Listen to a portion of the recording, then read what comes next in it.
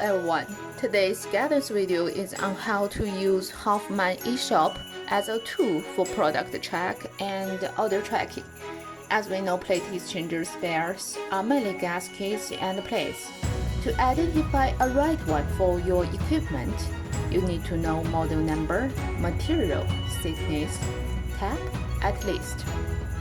For example, now I have an inquiry of M10M plate pack consisting of 30 pieces floor plates and 1 piece of end plate. The difference between floor plate and end plate is that the floor plate has 4 ports open while the end plate has 4 ports closed.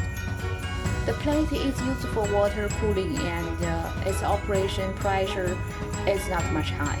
So I chose material stainless steel 316, thickness I chose 0.5 mm.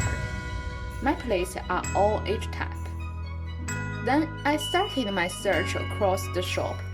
At the top, I input M10M model number and filter the product category and specifications and locate my required product. Oh, I see the price. The price is good. Now I would like to buy it. Then I input the quantity and add into cart. Then I follow the purchase process to add my delivery address and upload bank payment slip later. After all this ordering process, I got an email notification for my order, and I can track the order status by myself online.